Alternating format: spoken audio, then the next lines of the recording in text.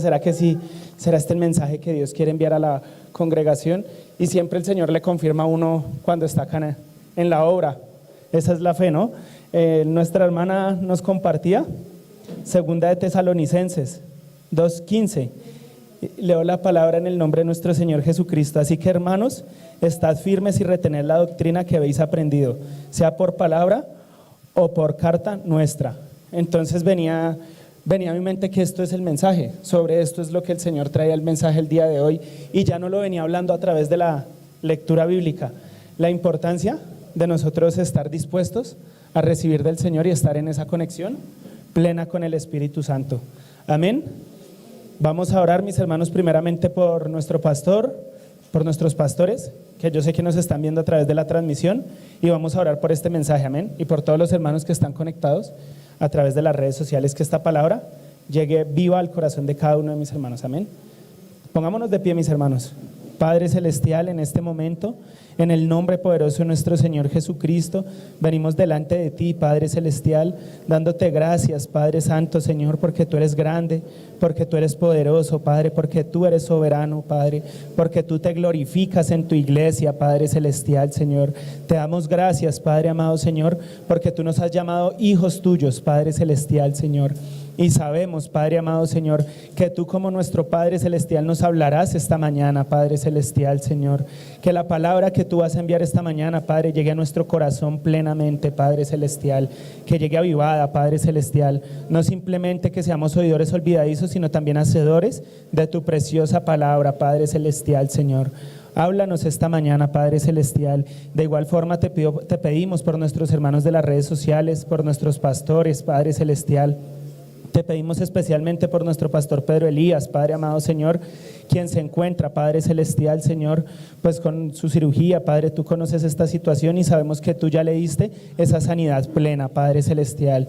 Hemos estado orando, Padre Celestial, y sabemos que la oración eficaz del justo puede mucho, Padre Celestial, y que tú te glorificas en nuestro pastor, y dentro de 8 días estaremos aquí firmes, Padre Celestial. Estará nuestro pastor aquí con nosotros. Te damos muchísimas gracias, Padre amado, y una vez más, Padre Celestial, echamos fuera, Padre amado, Señor, toda distracción, Padre amado, Señor, la atamos y la echamos fuera, todo sueño, toda artimaña del enemigo, toda obra que el enemigo tenga planeada para robarse la bendición del día de hoy, Padre Celestial.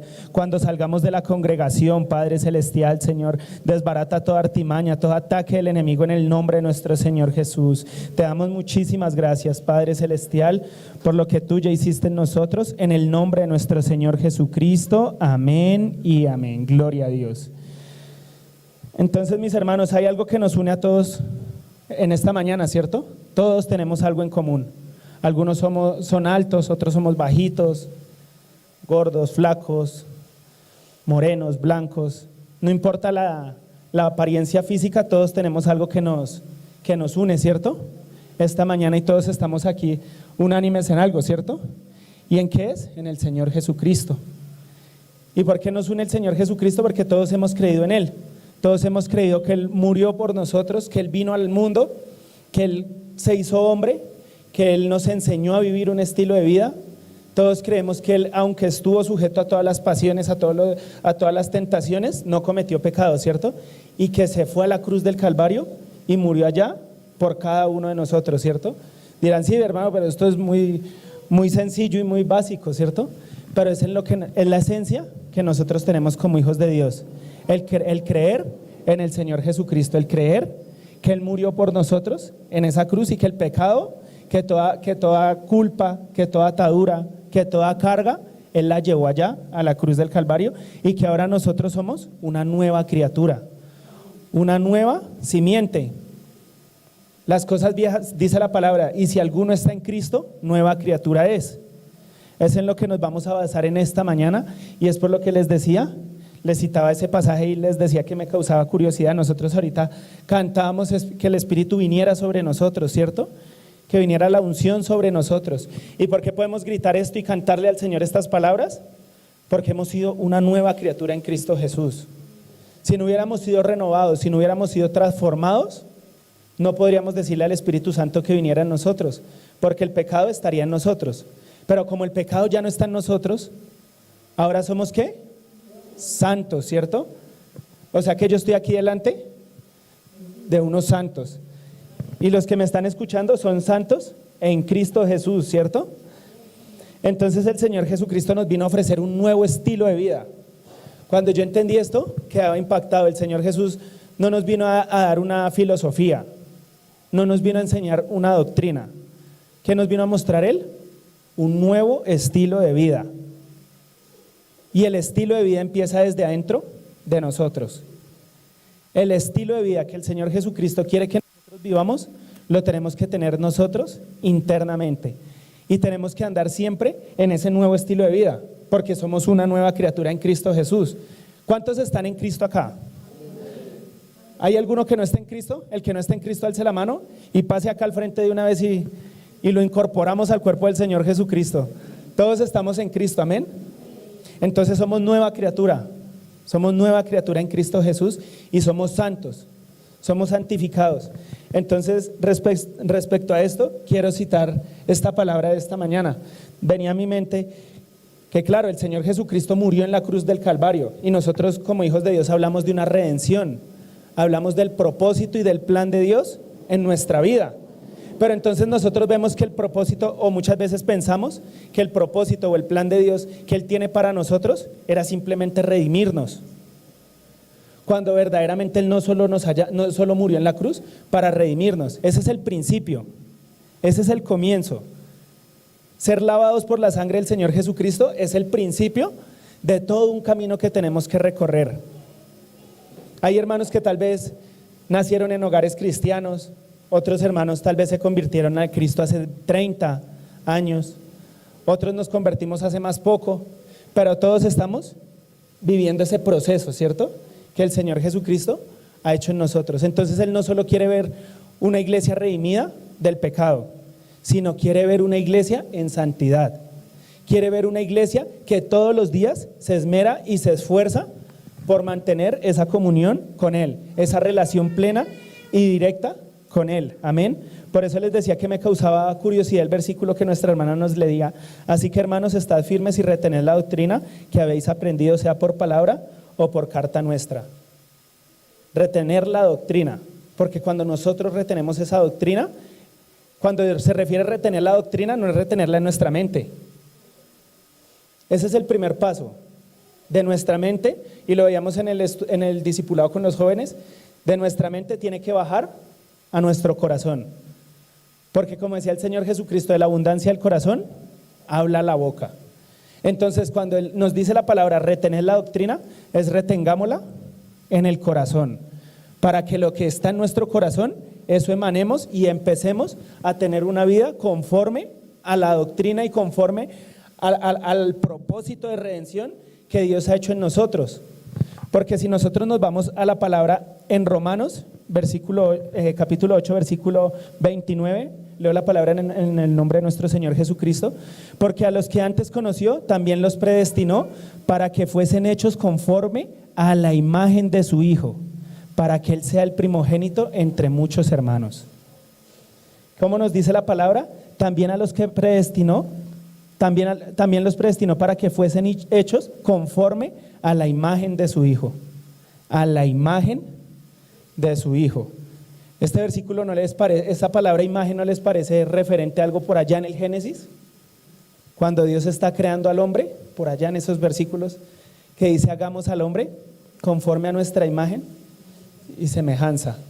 Entonces realmente lo que Dios quiere es ver a sus hijos una imagen de Él, es ver en nosotros una imagen de Dios, es ver en nosotros ese comportamiento como hijos de Dios. Y ahí es cuando Él nos dice santos, santificados. Nosotros vemos que el apóstol Pablo en Corintios y en varias de sus cartas decía a los santos en determinado lugar, ¿cierto?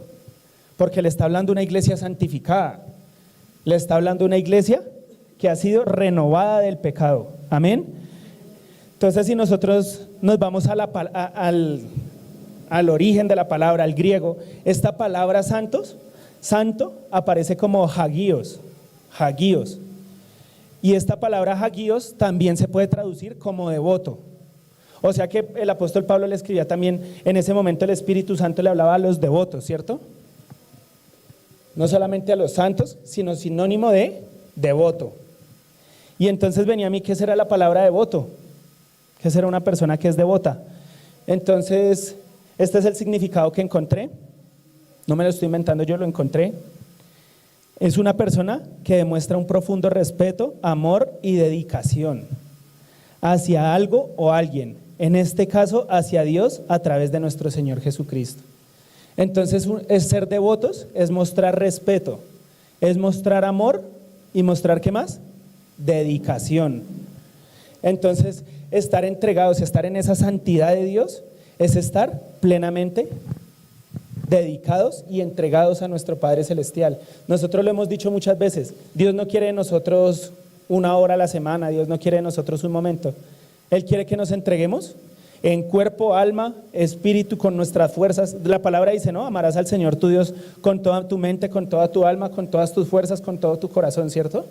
O sea que Él quiere que lo amemos con todo nuestro ser y que nos entreguemos a Él plenamente, ¿cierto? En todo instante, en todo momento. Pero entonces acá, cuando nos damos cuenta de esta claridad, entramos en una rivalidad.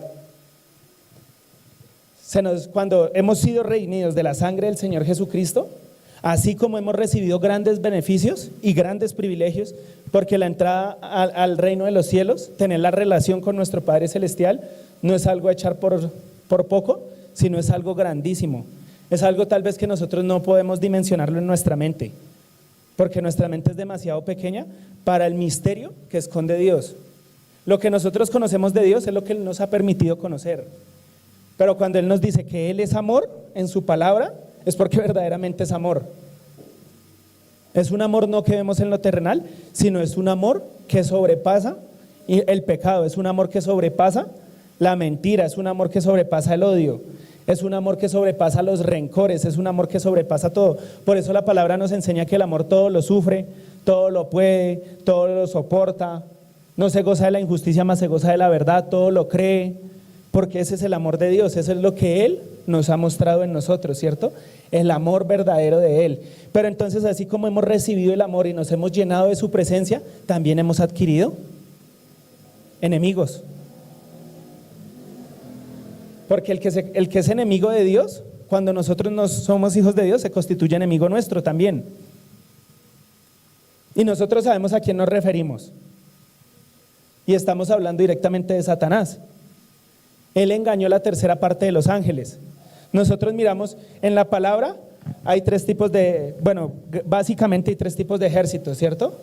Los ejércitos mensajeros, los ejércitos de guerra. Vemos cuando, por ejemplo, el arcángel Miguel, vemos, por ejemplo, el arcángel Gabriel, pero hay otro ejército también que era el ejército de adoración a Dios, que estaba a cargo de Luzbel, y él engañó, y ahora les llamamos los ángeles caídos, ¿cierto? Porque se dejaron engañar. Entonces la palabra me enseña que él es padre de mentiras. Satanás es padre de mentiras. Y él todo lo que hace lo hace a través del engaño. Y él todo lo que hace lo hace a través de la mentira. Entonces él no está acostado mirando una iglesia que alaba al Señor y que exalta su poder y que exalta su gloria y se va a quedar tranquilo. Él va a empezar a mirar como máquina para lograr destruir eso que Dios está haciendo. La palabra dice que nosotros somos edificio de Dios, que Él en nosotros está haciendo un edificio, que nosotros somos la mano poderosa de Él. Él está obrando en nosotros y está haciendo una gran obra maravillosa en nosotros. Pero Satanás quiere destruir eso. Satanás quiere derribar la iglesia de Cristo. Por eso en esta mañana vamos a ver qué ataques o cómo es la forma de operar de Satanás hacia nosotros, cómo él quiere destruir la iglesia. Porque si nosotros nos vamos a las guerras, si miramos la Segunda Guerra Mundial, si miramos todas las guerras, la Guerra Fría, todas las guerras que han ocurrido en la historia, nadie se enfrenta a alguien sin saber con qué le va a contestar, ¿cierto? ¿Qué hacen? Mandan estrategas, mandan espías, y tiene uno que conocer a su enemigo, ¿cierto? Uno tiene que conocer a su enemigo para saber por dónde lo va a atacar. Porque entonces imagínense en una guerra, dos países están en conflicto y el uno no conoce al otro, pues le puede sorprender, ¿cierto? Y lo puede acabar. Entonces nosotros tenemos que saber por dónde el enemigo ataca, y ya hablamos el primer punto, que es la mentira. Él a través de la mentira ataca al cuerpo de Cristo, pero es un tema que lo voy a tocar más adelante. Entonces realmente lo que Satanás usa para atacarnos a nosotros es la carne. es nuestra naturaleza, es la carnalidad que hay en nosotros. Nuestra naturaleza es de Dios. Y ahora Él ha venido a morar en nosotros, porque Él que decía, el que me ama, mi palabra guardará, y mi Padre le amará, y vendremos a Él y haremos morada con Él. O sea que espiritualmente Dios está en nosotros, como iglesia. Dios está en nosotros. Pero el hecho de que nosotros estemos en Cristo, aún estamos andando en un mundo terrenal, donde el enemigo puede usar la carne, puede usar lo externo a nosotros, lo que nos rodea, para atracar nuestro ser. Él no está pensando en dañar nuestra vida físicamente. Él no es, Satanás, les puedo decir, mis hermanos, él no está pensando en dañar la vida de ustedes física. En ese sentido podemos estar tranquilos, porque él no busca eso. Él no se va a quedar pegado a esta carne. Él busca lo que verdaderamente vale: nuestra alma. Eso es lo que Él está buscando, dañarnos nuestra alma. Entonces Él ataca a través de lo terrenal. Él lanza dardos. La palabra dice que debemos estar firmes en Cristo, que debemos estar firmes en la oración, para cuando lleguen las tribulaciones y acaben todo esto, poder estar firmes en Cristo. En Efesios 6, versículos 3 en adelante, nos habla acerca de esto, ¿no? De que nosotros debemos persistir en oración. Entonces esto quiere decir, hermanos, que nosotros en todo momento debemos sujetar esta carne. Debemos sujetar la parte humana a Cristo. Por eso la palabra nos dice que aunque andamos según la carne, no militamos según la carne, porque las armas de nuestra milicia no son carnales, sino poderosas en Dios para la destrucción de fortalezas, derribando todo argumento y toda altivez que se levanta en contra del conocimiento de Cristo Jesús, llevando cautivo todo pensamiento a la obediencia a Cristo. Entonces, cuando nosotros llevamos cautivo todo pensamiento a la obediencia a Cristo, lo que realmente estamos haciendo es sujetar esta carne. ¿Y qué estamos haciendo? Nos estamos manteniendo devotos a nuestro Padre Celestial. Nos estamos manteniendo en esa santidad que Dios ya nos dio a través de la obra que Él hizo en la cruz del Calvario. Entonces nos vamos a Mateo 5, versículo 22. Pero yo os digo que cualquiera que se enoje contra su hermano será culpable de juicio, y cualquiera que diga necio a su hermano será culpable ante el concilio, y cualquiera que le diga fatuo, acá viene la parte clave, y quiero que escuchen esta parte y la meditemos. Quiero que escuchen esta parte: quedará expuesto al infierno de fuego. Quedará expuesto.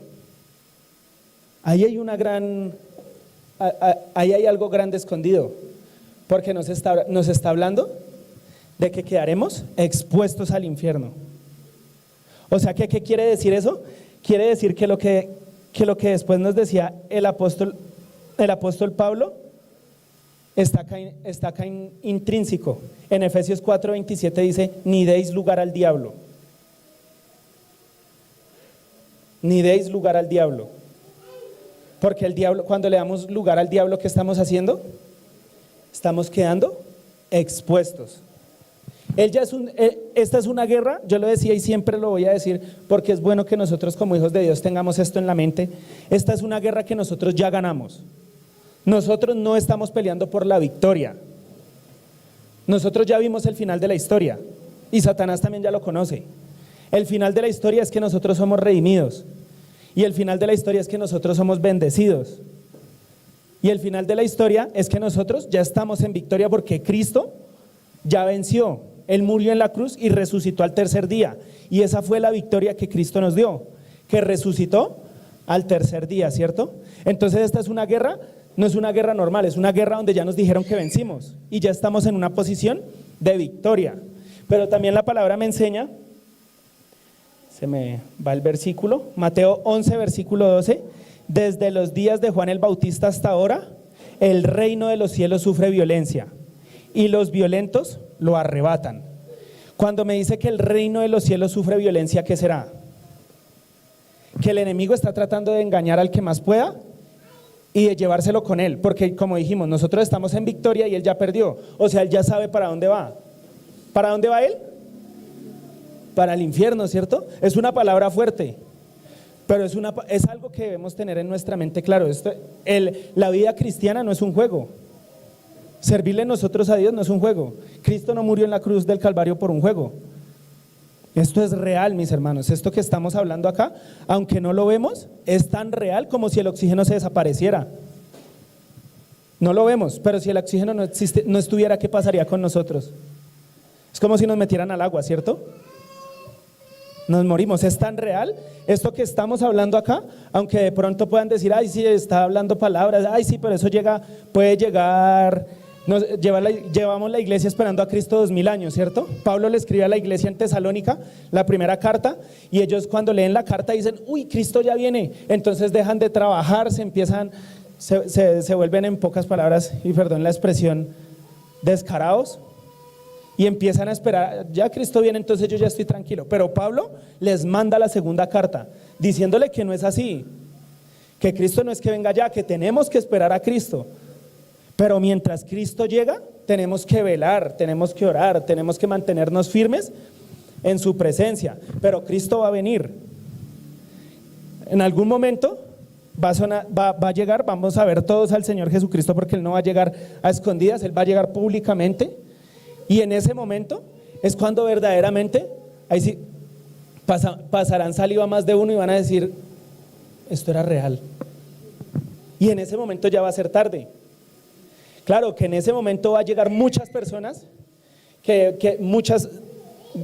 una gran cantidad de personas van a ser salvas, porque el pueblo de Israel se va a dar cuenta que fue engañado cuando vea al Mesías, y se van verdaderamente a entregar a Él cuando el anticristo se quite la máscara, los 3 años y medio después, y se van a dar cuenta que todo esto era real, que ellos verdaderamente crucificaron al Mesías. Entonces esto que estamos hablando acá es tal vez más importante que ir a trabajar. Es tal vez más importante que nuestra familia. Es tal vez más importante que cualquier cosa que nos rodee. O sea, lo que es el tema que estamos hablando acá, si hablamos de importancia, está en primer lugar sobre todas las cosas. Porque una persona, no creo que alguna persona vaya a exponerse a predicar una fábula o un cuento de fábulas y siendo erudito, siendo fariseo de fariseos, vaya a aguantarse encarcelamientos, vaya a aguantarse prisiones, vaya a aguantarse torturas, apedramientos, por algo que es una ilusión. Esto es real. Esto que nosotros estamos haciendo es real y tenemos que verlo real. Tenemos que apoderarnos de esa salvación y tenemos que verdaderamente cerrarle las puertas a Satanás, porque él no está jugando y él daña vidas. En Juan 10:10, ¿qué nos dice? El enemigo vino a robar, matar y destruir. En ningún lado, o en ese versículo, no sé si algún hermano lo ha visto, o algún hermano si lo ha visto en la red lo comenta, amén. Yo lo he visto, hermano, que dice Satanás vino a jugar. Yo no he visto que dice, son palabras poderosas, son palabras fuertes, ¿cierto? Que alguien acuse a otra persona de que vino a robar, matar y destruir es algo fuerte. El que acusa a otra persona de decir que él vino a robar, matar y destruir es porque tiene argumentos, ¿cierto? ¿Y quién estaba acusando a quién en este momento? El Señor Jesucristo estaba acusando a Satanás y le estaba diciendo, él vino a robar, matar y destruir, es porque él tenía argumentos, es porque él conocía lo que estaba hablando, él no estaba hablando cosas que no fueran reales.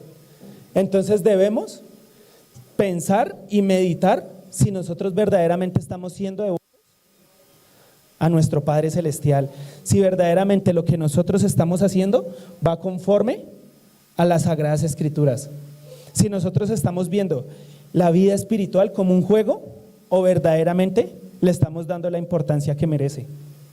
Porque acá nos dice la palabra, vuelvo y la leo, desde los días de Juan el Bautista hasta ahora el reino de los cielos sufre violencia. Sufre violencia, o sea que Satanás está tratando de engañar a los hijos de Dios para llevárselos para el infierno, para donde Él va. Pero también la palabra que nos dice, estuvieron entre nosotros y salieron de nosotros para que se manifestase que no eran de nosotros. O sea que los que somos de Cristo, ¿qué pasa? Nos mantenemos firmes en Cristo hasta el último día. O que estemos en este mundo o que venga Cristo, ¿no?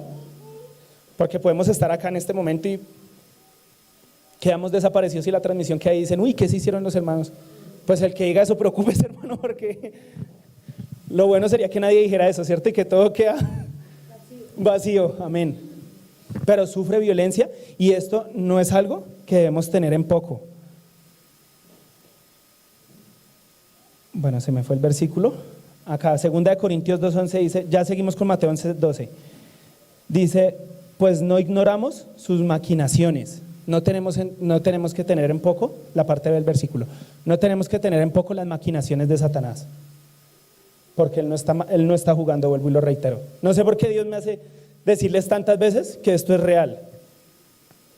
Pero esto es cierto. Y Satanás verdaderamente está haciendo violencia y solo los violentos lo arrebatan. Esta palabra violento también es esforzado. Y solo los esforzados lo arrebatan. En otra versión, en la TLA, la traducción del lenguaje actual, dice este mismo versículo, Mateo 11:22. Desde que Juan el Bautista comenzó a predicar hasta ahora, el reino de Dios avanza a pesar de sus enemigos. Solo la gente valiente y dedicada logra formar parte de él. Así que, como decía el apóstol Pablo, no nos engañemos. No nos engañemos, porque sin santidad nadie podrá ver a Dios. Que no nos pase tal vez, pues a mí en algunas ocasiones me ocurrió en el colegio. Nos vamos allá al colegio cuando a uno le preguntaban, ¿y usted cómo va? No, yo voy pasando todo bien. No, yo apenas salgamos, yo me gradúo, yo salgo con los, no voy perdiendo ninguna materia. Y finalmente llegó la entrega de boletines y era el que más materias iba perdiendo, ¿cierto? Se estaba engañando porque no estaba sobre lo real. Lo real que era que iba perdiendo materias. Entonces, ¿qué tenía que hacer? ¿Echarse a lamentar? ¿O qué tenía que hacer en ese momento? Esforzarse y arreglar lo que está mal, ¿cierto? Por eso acá en este versículo que citábamos ahorita nos decía que si alguno le dice fatu a su hermano, queda expuesto. Y más adelante viene hablando el Señor Jesucristo, unos pasajes más adelante, Él dice que si alguno va a dar el diezmo o la ofrenda y se acuerda que tiene algo contra su hermano, deje ahí el diezmo, deje ahí la ofrenda, dándonos a entender que a Dios no le interesa eso. Si viene de un corazón con pecado, sino que dice, vaya, arregle la situación, vaya, pídale perdón a su hermano, vaya, arregle esa situación y ahí sí tráigame la ofrenda. En Hebreos 6, versículo 1, dice el arrepentimiento de obras muertas, hablando de la base de la doctrina de Cristo. Nosotros tenemos ese arrepentimiento de obras muertas porque creímos en el Señor Jesucristo. Pero hay personas en el mundo que dicen, uno les predica, el Señor Jesús murió por ti en la cruz. No me interesa, porque yo ayudo a un habitante de calle, yo ayudo a mis familiares. Sí, pero todo eso son obras muertas. Yo no me meto con nadie, dice el hermano, así es, pero todo eso son obras muertas, porque ya venimos en un desenlace de pecado. La palabra nos enseña que por un Adán la humanidad fue entregada al pecado, ¿cierto? Pero por el postrer Adán hemos sido liberados de ese pecado. Entonces es necesario que nos mantengamos en esa santidad, en eso que el Señor Jesucristo hizo con nosotros, nos hizo a nosotros, amén. Entonces, cuando hablamos de sujetar la carne, quiere decir que la carne jala, porque el apóstol Santiago, en primera de Santiago, versículo 1, capítulo 1, del 13 al 16, dice, cuando alguno es tentado, no diga que es tentado de parte de Dios, porque Dios no puede ser tentado por el mal, ni tienta a nadie, sino que cada uno es tentado cuando de su propia concupiscencia es atraído y seducido. Entonces la concupiscencia, después que ha concebido, da a luz un bebé. No, da a luz un pecado, ¿cierto? Da luz al pecado. Y el pecado, siendo consumado, da luz a la muerte. Entonces nos está hablando de que nosotros no somos tentados por Dios, porque muchas veces nosotros confundimos una tentación con una prueba. Y es totalmente diferente. Dios al que ama disciplina y azota a todo aquel que recibe por hijo. Pero en esto estamos hablando de pruebas. Pero la tentación es totalmente diferente a una prueba. Eso hay que tenerlo claro. La tentación viene de nuestra propia concupiscencia. Porque nosotros somos seres humanos de hábitos. Nosotros tenemos los hábitos. Dicen que para que se rompa un hábito y se forme otro nuevo hábito, dicen los científicos, deben pasar 25 días o 20 días cumpliendo ese hábito. O sea que si nosotros queremos levantarnos a las 5 de la mañana, tenemos que hacerlo por más de 20 días seguidos para romper ese hábito. Y así se rompe todos los hábitos. Pero entonces esta carne lleva años en hábitos que a Dios no le agradaban. Ahora, ¿qué pasa? Nuestro espíritu nace de nuevo, somos una nueva simiente. El Espíritu Santo vino a vivir en nosotros. El Espíritu Santo vino a morar en nosotros. Entonces ahora empieza esa lucha, empieza esa guerra. Y si alguno no tiene esa guerra, mis hermanos, les puedo decir que hay que mirar esa santidad. No se crea santo, no nos engañemos. Ninguno es santo. El Señor Jesús fue tentado. O sea, el que no cumplió, no hizo tentación, fue el que no cometió pecado, fue tentado. Entonces, si nosotros no somos tentados, es porque todavía estamos agradando un poquito al mundo. Todavía vamos como conforme a la corriente del mundo, ¿cierto? Porque la palabra dice que el que se constituye amigo del mundo, nos constituimos enemigo de Dios. Entonces nosotros cuando como hijos de Dios suframos debilidades, cuando como suframos humillaciones, cuando como hijos de Dios muchas veces nos toque llegar delante de Dios y pedirle perdón por algo que hicimos que no sabemos que no está de acuerdo con Él, en ese momento, como decía el apóstol Pablo, como decía él, que él le ha rogado 3 veces a Dios que le quite ese aguijón de carne. No vamos a enfatizar en cuál es el aguijón de carne, porque acá hay un tema extenso, unos dicen una cosa, otros dicen otra cosa, no está claro en la palabra, pero lo que sí él dice es que le ha pedido al Padre que le quite ese aguijón 3 veces. ¿Y qué le ha dicho Dios? ¿Cuál ha sido la respuesta de Dios hacia ese aguijón? Bástate mi gracia, porque mi poder se perfecciona en la debilidad del hombre. Y después, ¿qué dice el apóstol Pablo? Bueno, si el poder de Dios se perfecciona en la debilidad del hombre, entonces cuando soy débil, fuerte soy. Estoy fuerte. ¿Por qué? Porque el poder de Dios se perfecciona en esas tentaciones. Porque el poder de Dios y esta carne la sujetamos al Señor Jesucristo, no con nuestras fuerzas y no con nuestra mente, sino con la ayuda de nuestro Padre Celestial. ¿El Señor Jesucristo fue a la cruz del Calvario solo? No, lo vemos que la noche que fue arrestado estaba con sus discípulos. En ese momento estaba con Santiago y con Pedro, Juan, y estaba el Señor Jesús y los dejó orando, y dice que se fue como un tiro de piedra y él se arrodilló y estuvo orando.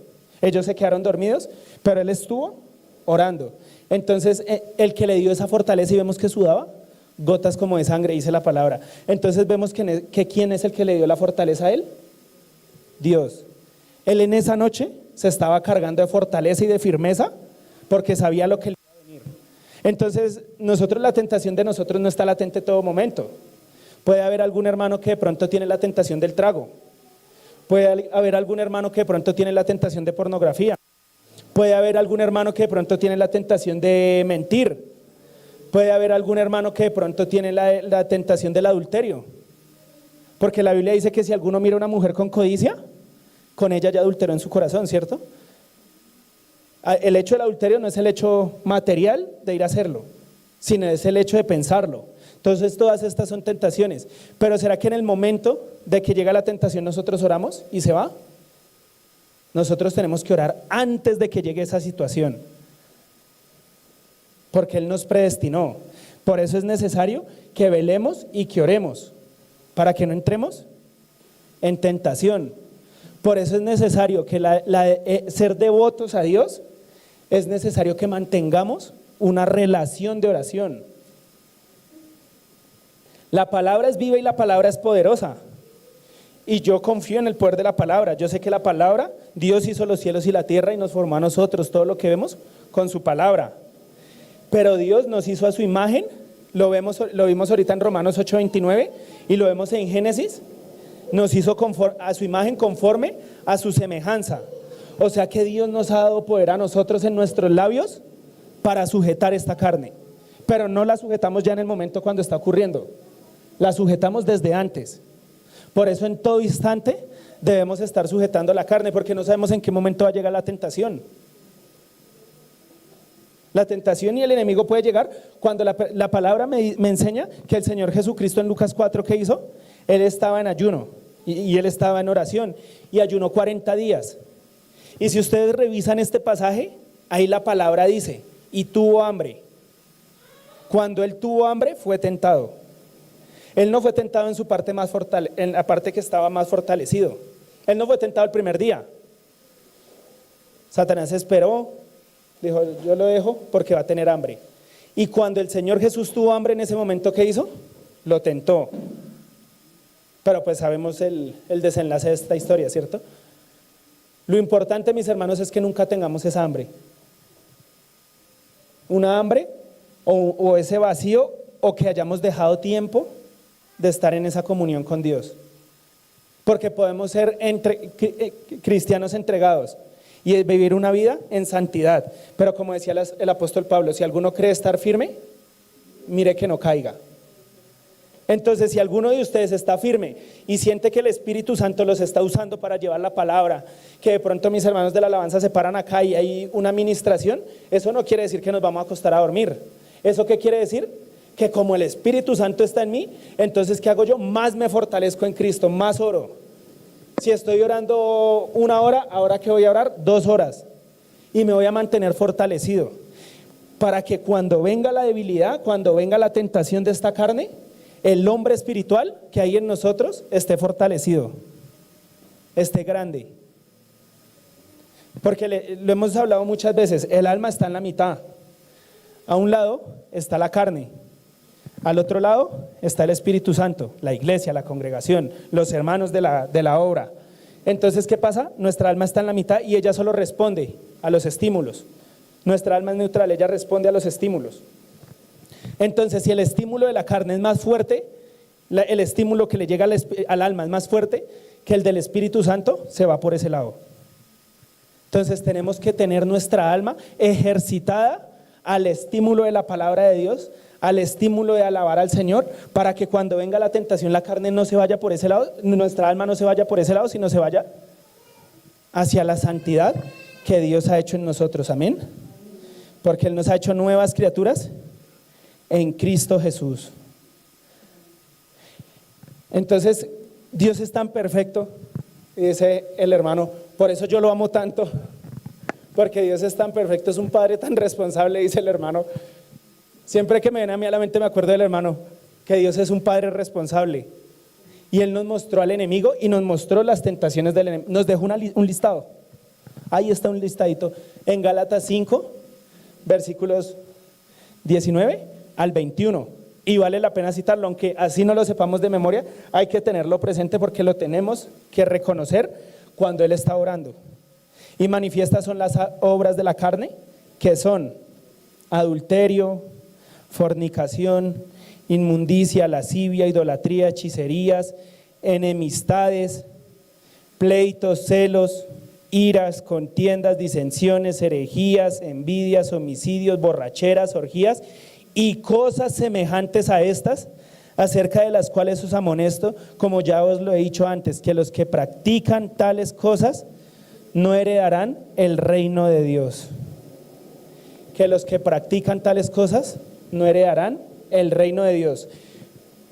Pero me causa curiosidad la última parte, como dice en el versículo 21, envidias, homicidios, borracheras, orgías y cosas semejantes a estas. O sea que acá en este listado no están todas, ¿cierto? Hay más, exacto, hay más que no están ahí. Mentira, hace parte de este listado. Bueno, la envidia, el odio está en este listado, ¿no? ¿Qué otras cosas no estarán en este listado que el Espíritu Santo les trae a ustedes? La avaricia, robar, no está en este listado. Lo habla después en otra carta al apóstol Pablo, pero robar está en este listado. Y todo eso nos quita la santidad. Todo esto, lo que está haciendo en nosotros es hacer que esa nueva criatura en Cristo Jesús se duerma.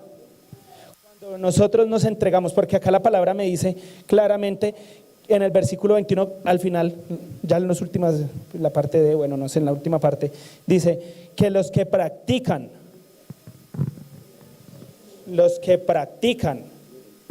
o sea, los que han vuelto de ese pecado su diario vivir, diciéndolo en otras palabras.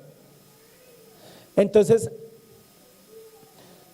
nosotros, bueno, acá traigo esta frase, y aunque cometer pecado está mal, lo verdaderamente malo para un hijo de Dios es no arrepentirse por haberlo cometido. Porque nosotros podemos cometer pecado en este mundo, podemos caernos, pero la palabra que nos enseña que 7 veces cae el justo y Dios lo deja ahí, se burla, ¿cierto? Y se va. 7 veces Dios lo levanta si el justo quiere que lo levante. Si el justo quiere que Dios lo levante. Aunque no aparece ahí en el versículo, implícitamente está, ¿cierto? Porque Él nos ha dado libre albedrío y Él no va a llegar a cogernos y a golpearnos y a levantarnos. Vemos a Elías, después de que fue y profetizó frente a los 850 Baales, 450 Baales y 400 de la diosa Acera, o sea, estuvo frente a 850 magos o gente que idolatraba, hechiceros. Vemos que hubo respaldo de parte de Dios cuando desciende el fuego. Vemos que a todos ellos, ¿qué les hacen? Los decapitan. Entonces en ese momento viene Jezabel, la esposa de Acab, viene ella y le dice que al otro día tiene que matarlo. O sea, en ese lapso de tiempo tiene que matarlo y Elías huye y vemos que Elías va triste, va desanimado, va desinflado y se acostó a dormir. Y él le dice al Señor, le dice que ya que tome su alma, que ya que él quiere morirse ya. Y en ese momento viene un ángel, ¿cierto? No sé si han leído esos versículos de la Biblia en Segunda de Reyes.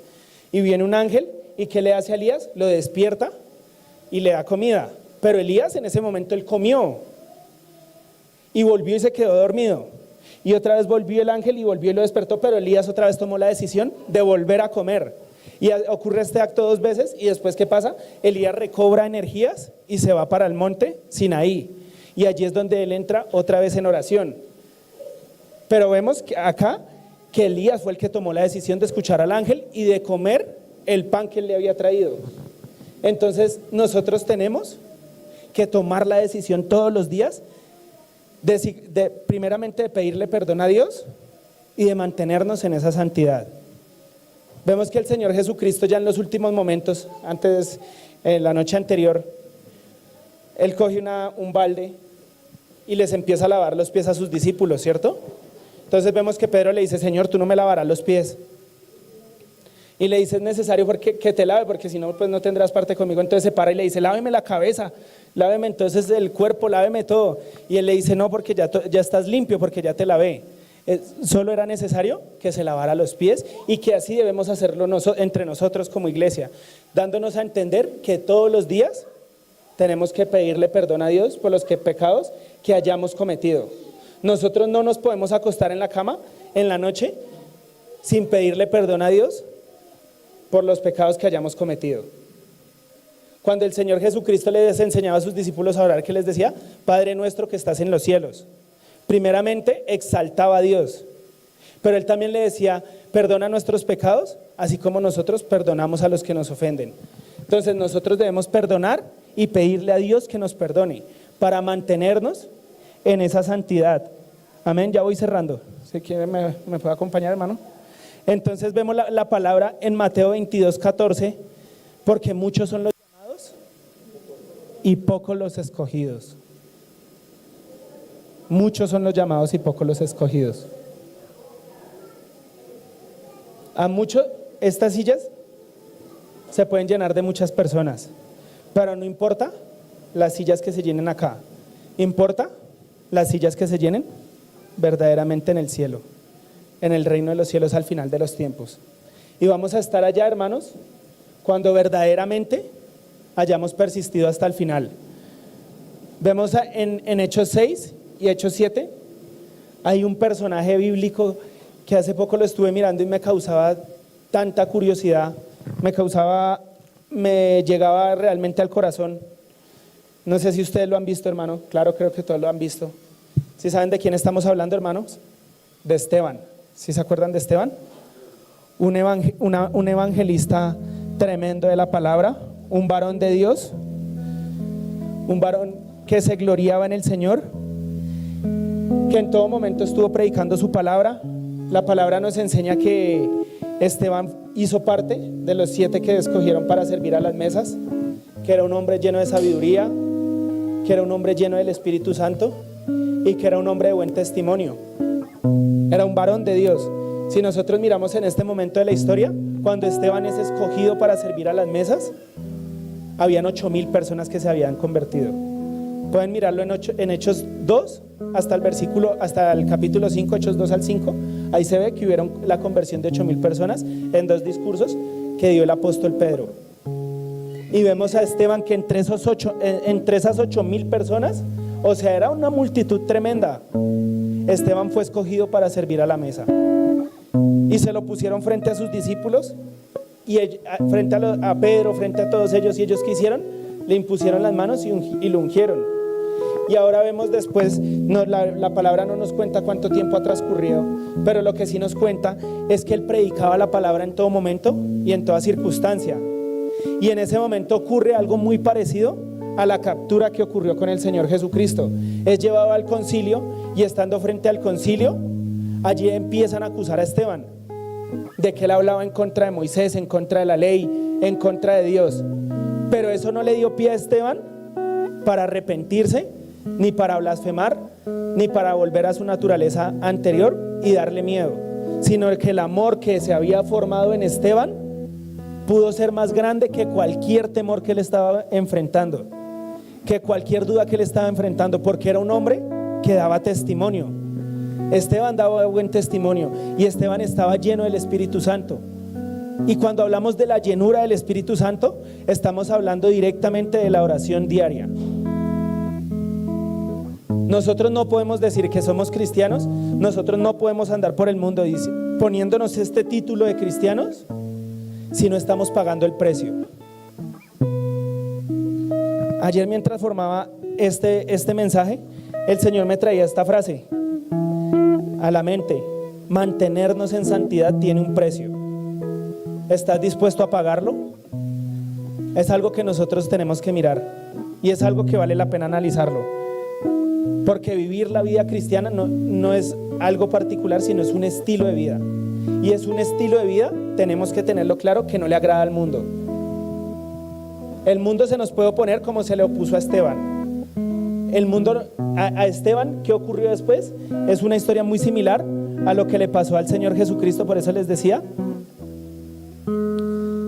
donde cogieron falsos testimonios, falsas personas, y daban testimonios en falso hacia Esteban con tal de matarlo.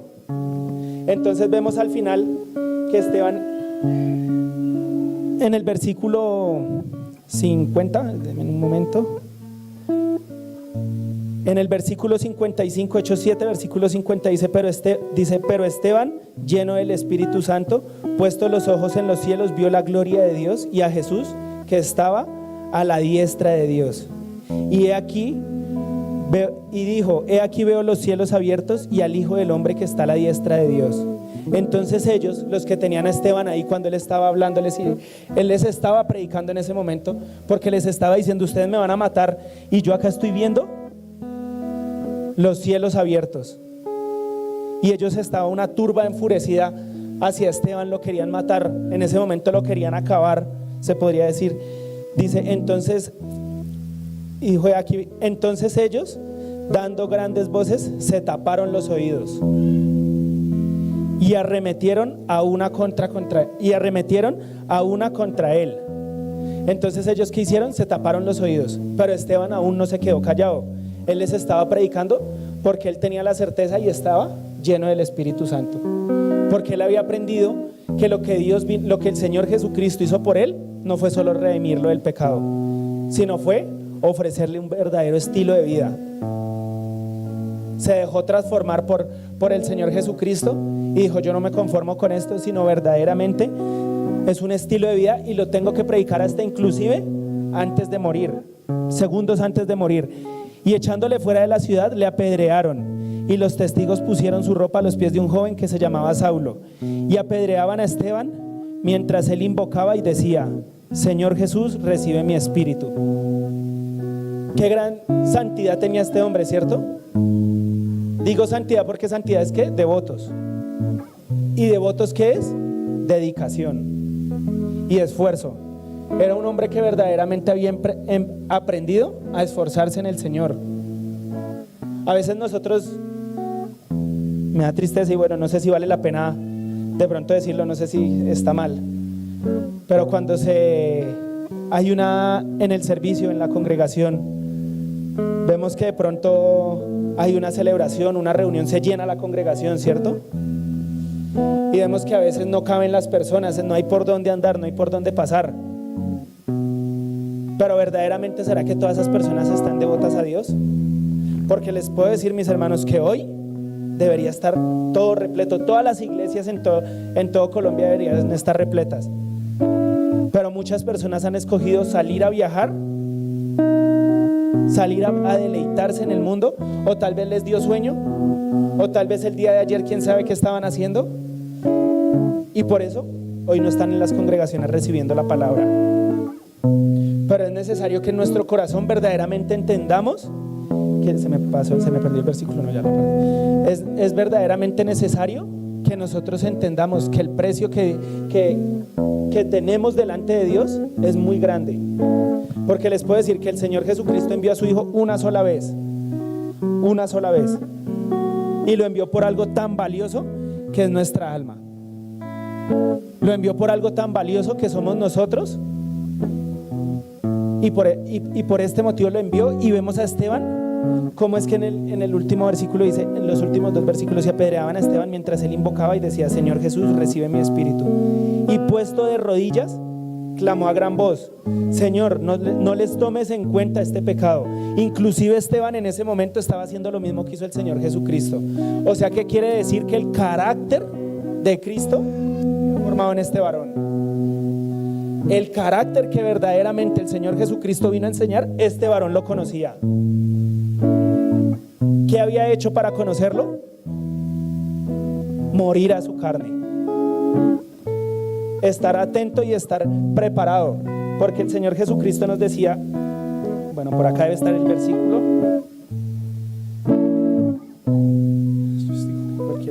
bueno, ya se me fue el versículo. El Señor Jesucristo decía que el que venga en pos de mí, niéguese a sí mismo y tome su propia cruz, ¿cierto? Se había vuelto un hábito en Esteban. Se había vuelto un hábito en Esteban humillar su ego. Se había vuelto en Esteban un hábito la oración, y se había vuelto real Dios para su vida, que tenía en poco que lo estuvieran matando. Tal vez si una persona hoy en día así, que dirían: este está loco, lo van a matar por Cristo, y véalo, ahí dice que antes pidiendo perdón por los que lo están matando. Nosotros vemos en las calles que alguien roba, y que dice la multitud: mátenlo, quítenle la vida, a la cárcel, échenlo a la cárcel. Y tal vez si uno ve esos videos por redes, que no me gusta verlos, pero si uno se mete a los comentarios, se ve el odio sembrado en la sociedad, ¿cierto? Ese odio que estaba acusando a Esteban en este momento. Pero Esteban verdaderamente había sido la luz para el mundo. Esteban verdaderamente había entendido que Cristo estaba en él, y que Cristo estaba formando esa nueva criatura. Y dice: y puesto de rodillas, clamó a gran voz: Señor, no les tomes en cuenta este pecado. ¿Y qué dice después? ¿Qué dice después, hermano? Y habiendo dicho esto, y habiendo dicho esto, durmió. ¿cuáles fueron las últimas palabras de Esteban antes de morir?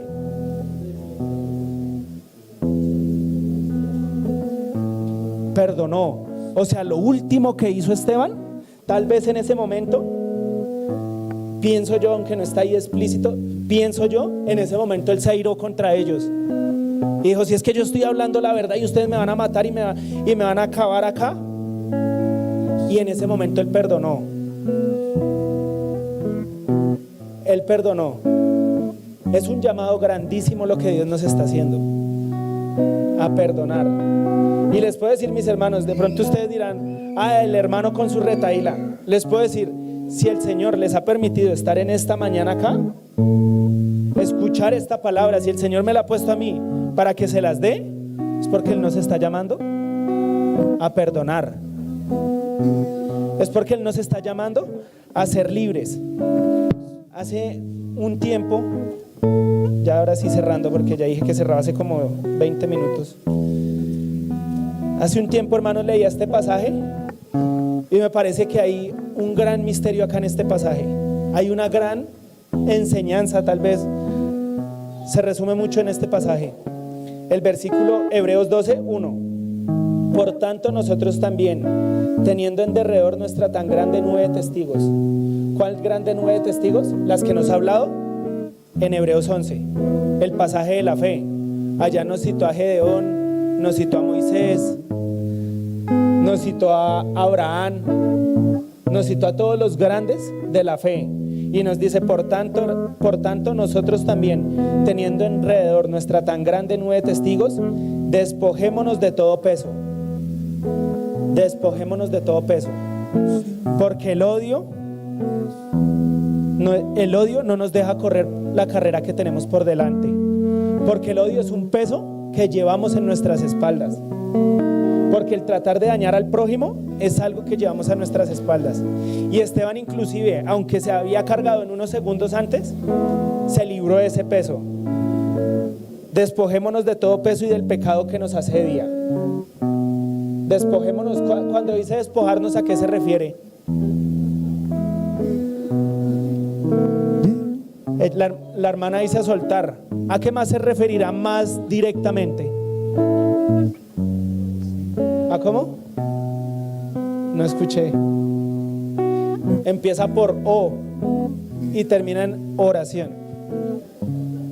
Y termina en Sion, oración. Así nos despojamos de todo pecado. Veamos la importancia que tiene la oración. Tal vez puede ser las obras de la carne, era el título de este mensaje. Puede ser las obras de la carne, pero también podría ser la importancia de la vida del cristiano depende de la oración, porque en la oración es donde nos despojamos. Y se los puedo decir por testimonio propio, que a veces he hecho cosas, incluso me acuerdo tanto una vez, que nos contaba nuestra pastora, que pronto se acordará si está escuchando la transmisión.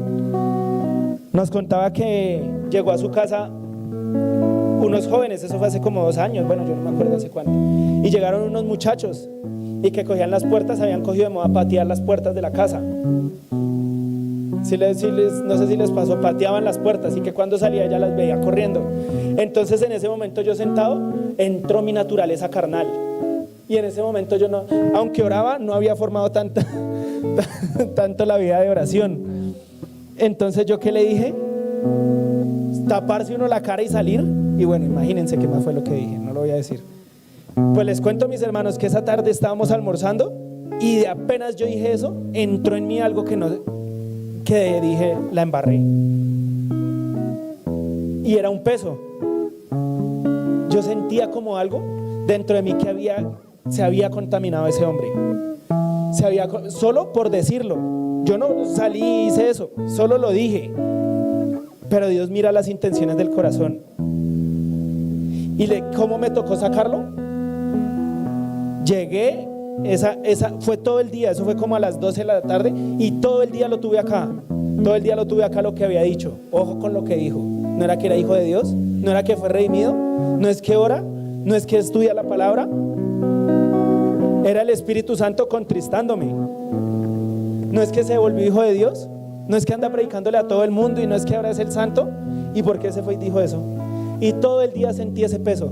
Todo el día, hasta que dije, bueno, acá o se queda usted o me quedo yo. Entonces fui, me arrodillé y le puse eso al Padre Celestial y sentí dentro de mí cuando salió. O sea que este versículo es cierto. Este versículo es real. Despojémonos de todo peso y del pecado que nos asedia. Es la forma en la que nos podemos despojar. No es decirle, como de pronto hay muchos hermanos, muchas personas que le dicen, y echo fuera el pecado. Sí, lo echamos fuera, pero ore, entréguese al Señor, alabe al Señor.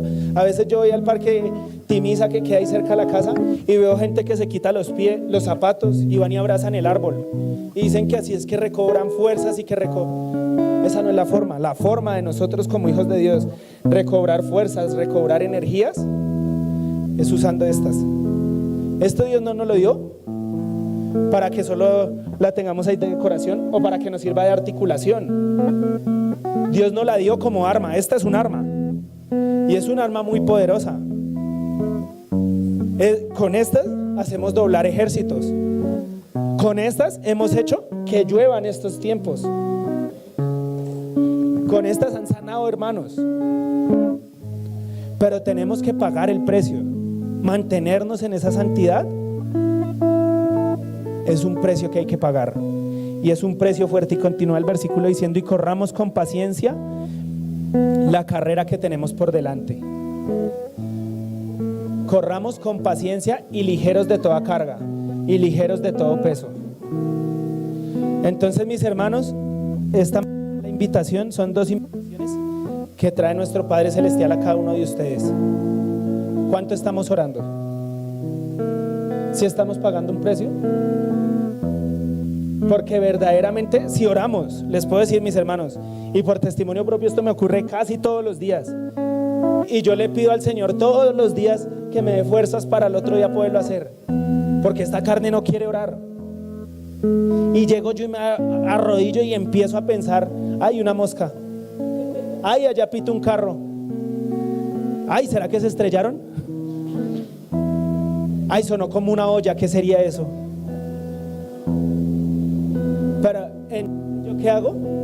Doblego esta carne y le digo: es que no es lo que usted quiera, porque ya no vivimos. Si vivís conforme a la carne, moriréis. Mas si por el Espíritu hacéis morir las obras de la carne, viviréis. Entonces, ¿qué hago yo? ¿Qué le digo a esta carne? Se doblega y se sujeta en el nombre de nuestro Señor Jesús, y gústele o no, le impongo a la carne. Vamos a orar y nos vamos a concentrar. Y un consejo que es bueno para oración: hablar. Pero no hablar así, claro, oramos pasito cuando no podemos, pero cuando podemos gritamos el amor que le tenemos al Señor. Y no nos avergüenza porque que diga ese: uy, y esa habitación que pasó, se alocó ese man allá. Sí, nos alocamos de amor por Dios. Y en ese momento es cuando el Espíritu Santo va a entrar en nosotros y nos va a fortalecer. Cuando no nos da pena ni nos da temor gritar y alabar al Señor. Cuando verdaderamente nos honramos y honramos a nuestro Padre Celestial por lo que Él nos ha dado. Porque si nosotros nos sujetamos en oración, podemos sujetarnos en todo instante. Si nos dejamos llenar del Espíritu Santo.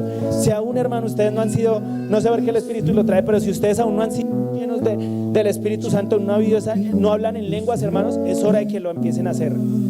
Porque les puedo decir que se están perdiendo unas grandes bendiciones del Señor. Entrar en oración y pasar una hora orando en lenguas es una gran bendición de Dios. Nosotros tal vez no sabemos qué estamos diciendo y estamos allá hablando y parecemos como, bueno, imagínense, como que será. Pero entonces estamos allá hablando y nosotros no sabemos si nos paramos. Pero les puedo decir que esa oración que se estuvo haciendo en lenguas es la oración más eficaz que podríamos haber hecho. Porque yo he visto milagros a través de la oración en lenguas. Cuando un hijo de Dios ora en lenguas, hace mover el reino espiritual. Hace un tiempo estaba orando, y ya con este testimonio ahora sí cierro. Ahora sí. Estaba yo orando hace un tiempo y estaba orando en lenguas y tenía los ojos cerrados y estaba concentrado, y el Espíritu Santo me traía: abra los ojos. Yo abrí, bueno, abramos los ojos. Abrí los ojos y no sé, estaba yo solo en mi habitación orando y me dijo: ahora estire las manos hacia el frente. Vamos a estirar las manos. En ese momento les puedo decir que creo que ha sido la única visión que he tenido en toda mi vida, y no duró muchos segundos. Simplemente yo hice así, y en ese momento que hice así, vi una cortina negra y vi muchos demonios que estaban tratando de atacar que estaban tratando de meterse, pero en el momento que yo hacía así, los retrocedía. Y venía a mi mente el poder de la oración. Con el poder de la oración hacemos retroceder a Satanás. Con el poder de la oración echamos fuera cualquier espíritu de muerte. Con la oración echamos fuera cualquier dificultad económica, cualquier dificultad de salud, cualquier división que pueda haber en nuestras familias, la echamos fuera en la oración. Nosotros, aunque el Señor Jesucristo nos mandó ir y hacer discípulos a todas las naciones, ir y predicar el Evangelio, nosotros ganamos a nuestros familiares, a nuestros seres queridos en oración, reclamándolos y entendiendo que llega un momento en el que ya para la reclamación de reclamarlos y empezamos a darle gracias a Dios. Entonces, mis hermanos, no dejemos que el enemigo nos haga fiestas en nuestra casa. No dejemos que el enemigo haga fiestas con nosotros. Oremos y extendamos la mano y echemos fuera todo eso, porque esa es la autoridad que el Señor Jesucristo nos dio. He aquí yo os doy poder y autoridad de echar fuera demonios. O sea, así que dice, bueno, ese versículo, ya me fue. El Señor Jesús nos dio autoridad y nos dio poder, y es un poder que tenemos que utilizar. Como iglesia tenemos poder, y el mayor poder es cuando un hijo de Dios está de rodillas. Amén. Entonces, mis hermanos, la invitación es: ¿quién no ha sido lleno del Espíritu Santo y quiere ser lleno del Espíritu Santo en esta mañana?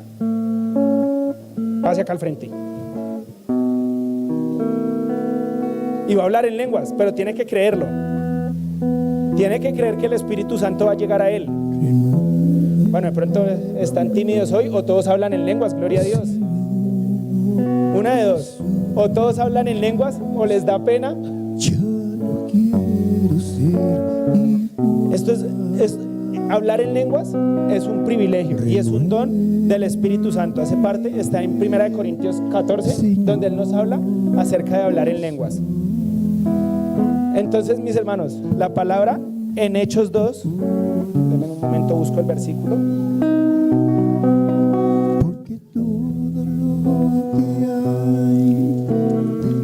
La palabra en Hechos 2, versículo 4, dice: y fueron todos llenos del Espíritu Santo y comenzaron a hablar en otras lenguas según el Espíritu les daba que hablasen. ¿Quién habló? ¿Quién habló en lenguas? ¿El Espíritu Santo o la persona? Vuelvo y lo leo: y fueron todos llenos del Espíritu Santo y comenzaron a hablar en otras lenguas.